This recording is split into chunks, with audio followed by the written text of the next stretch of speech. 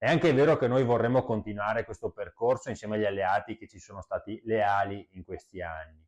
Però una cosa deve essere chiara: per la Liga Veneta e per il Veneto decidono i veneti, come un'altra cosa deve essere scolpita nella roccia, che sulla regione Veneto continuerà a sventolare la bandiera di San Marco.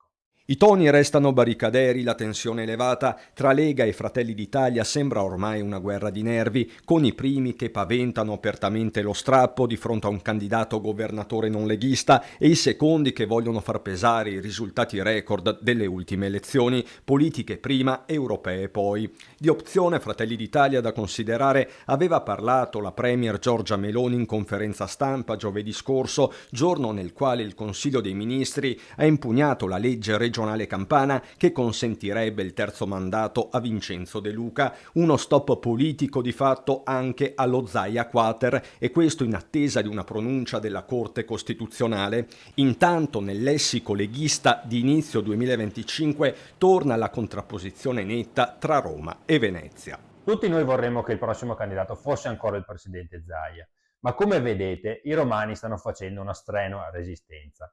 Io sono profondamente convinto che la Lega insieme alla lista Zaia siano pronte ad affrontare qualsiasi scenario. Credo che questo dibattito sulla stampa non faccia bene, non aiuti, e che debba essere una cosa discussa su un tavolo di lavoro a livello nazionale, come viene fatto con tutti i dibattiti per le elezioni regionali, quindi sì, non è una novità ma è una prassi consolidata. Ovviamente Fratelli d'Italia, come la Lega, come Forza Italia, quando andranno a porsi a livello nazionale hanno comunque, sì, sentiranno comunque le segreterie regionali, le segreterie provinciali, quindi hanno chiaro insomma la situazione del proprio partito nella propria regione. Per il momento tocca a Fratelli d'Italia, almeno apparentemente, il ruolo di forza federatrice, anche se lo stesso Raffaele Speranzon, senatore meloniano, ha fatto sapere tramite Gazzettino di non temere corse in solitaria. Chiaro che uno strappo veneto potrebbe avere ripercussioni sulla stessa stabilità di governo.